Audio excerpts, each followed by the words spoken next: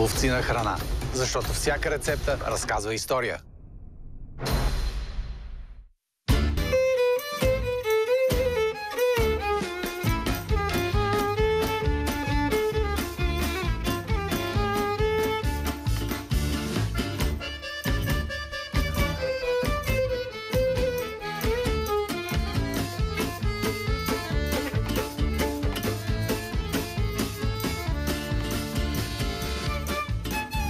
Пристигнах в китното градче Espíritu Santos de Pinhal, където се води сърцето за кафе в Бразилия.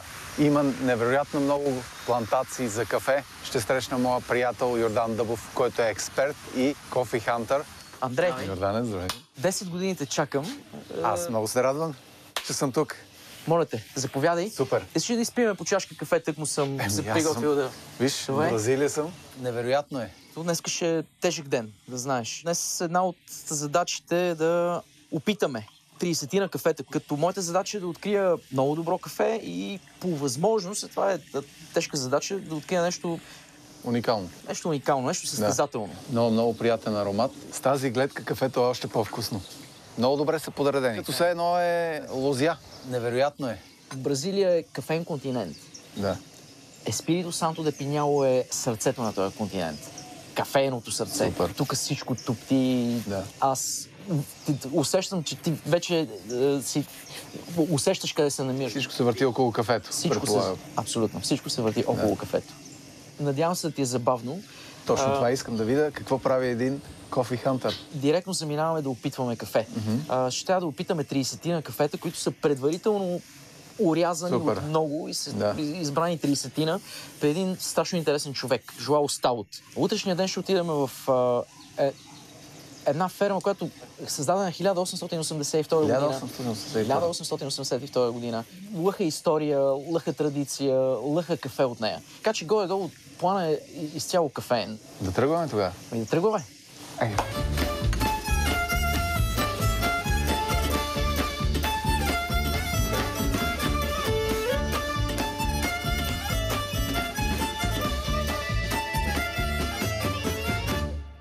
Ето го човека, изключителният Жоао Стаут. Hello. My name is Andre. Nice to meet you, Andre. Very welcome. Thank you. And you enjoy our coffees and our food. Very welcome. Please.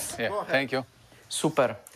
Подготвили са 6 проби за нас. Много интересен сет. Във всяка от тарелките имаме по 5 чашки и във всяка от чашките е едно и също кафе в тарелката. А защо? Едно и също кафе. Ако само от една от чашките открием проблем, някакъв, ще намалиме оценката на цялото кафе, на цялата група. Да.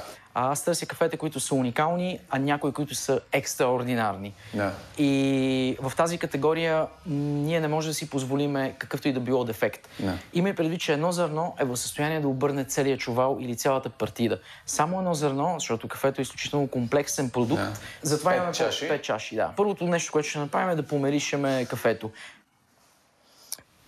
Ти 5 мериш, така ли? Аз мериша и 5 чашки. За да усетиш, че са еднакви? Да. Ако нещо ми направи силно впечатление, веднага си го записвам. Оценяването на кафе е комплексен процес. Започва с аромат и приключва с послевкус. Много аспекти, които ние трябва да сложим на масата. Но две от нещата, които са ключови, захарите, сладостта, и те могат да бъдат много различни и могат да бъдат с характера на тъмен шоколад, но могат да бъдат и на млечен шоколад, могат да бъдат на карамел, но една секунда разлика по време на карамелизацията отиваме в друга категория. Старт. Целта е да завъртиме всяка кафена частица. Добре, можем да започнем да померисваме, така както го правиш, абсолютно перфектно. Едно от нещата, които бихте посъветвал да правиш, е да държиш ръцете си отзад, за да няма турбуленция, за да няма клатене, защото всяко по-голямо движение води до повече екстрахиране.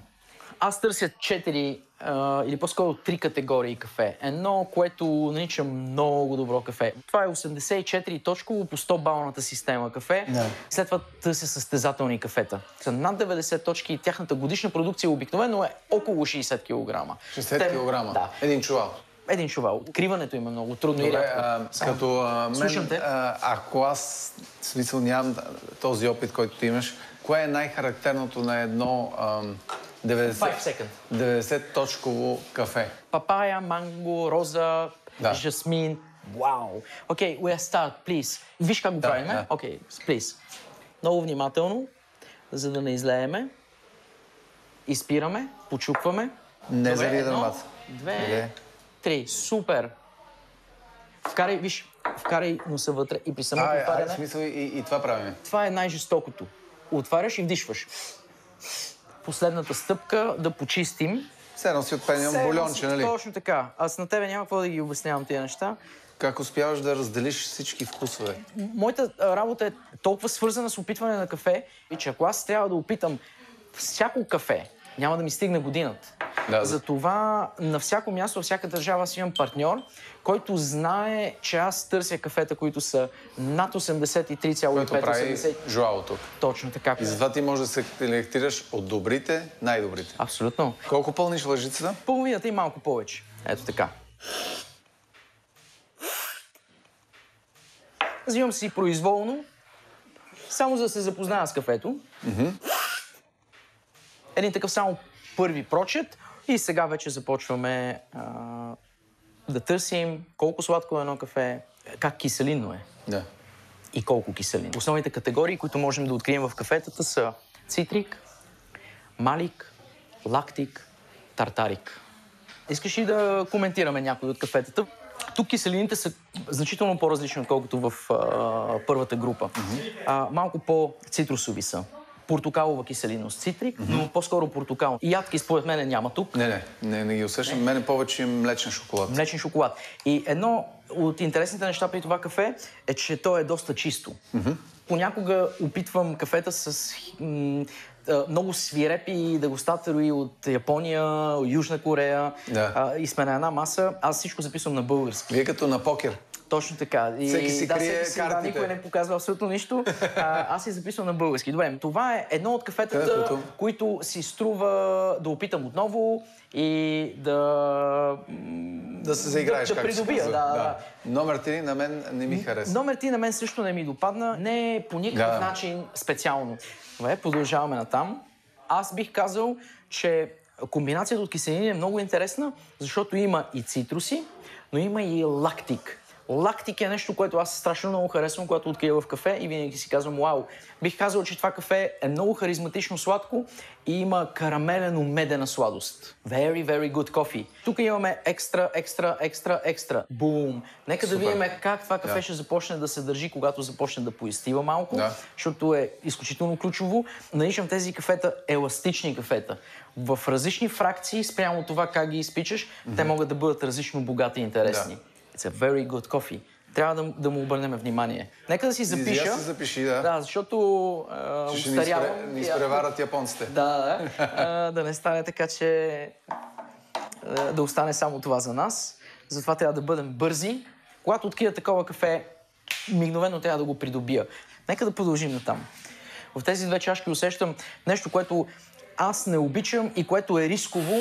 Не е лошо кафе, същевременно искам да се изпече още веднъж и искам да го опитам отново утре. Може да бъде две неща, но въпреки всичко искам да го опитам отново. Не забравяй, фермера работи 1 година, за да ни представи тези 5 чаши и ние трябва да бъдем много отговорни към нашата работа. Една храна може да бъде сложна и проста и измежду най-сложните храни е какаото, да речем. Защо е сложно? Защото има 5 вкуса и много ароматни транскриптори. Ние им казваме вкусове, да речеме портокал или боровинка. Няма вкус на боровинка, нито на портокал. Това са ароматни транскриптори. Само, че колкото повече от тях, толкова по-сложна е една храна. Защото в какао има 5 вкуса и около 350 ароматни транскриптора. Вау! Няма друга такава храна. Ти се бориш цял живот с това да направиш една храна изключително богата и много пъти си успешен. Как като взимаш храната и добавяш 5 основни вкуса. Сладко, солено, кисело, горчиво. Как е при червеното вино обаче? Те имат 5 вкуса. И най-доброто вино в света има 5 вкуса. Не повече, не по-малко, но има около 460 ароматни транскриптори. Моята задача днес в Бразилия е да открия кафе, което има 5 вкуса и около 900 ароматни транскриптора. 2 пъти повече от най-сложната храна, която е възможно да бъде произведена на нашата планета. Миналата година аз открих в Бразилия кафе, което получи 93,75 точки. Това е една от най-високите точки в света. Да. Това да си разделиш мозъка на различни секции и да определиш кое кафе, какви аромати има, за кой пазар, какво, къде да отиде. Уникално и мисля, че когато пиеш една чаша кафе, тя не е просто едно кафе. Благодаря ти за... И аз благодаря. За доверието и за това, което каза, защото е много силно и...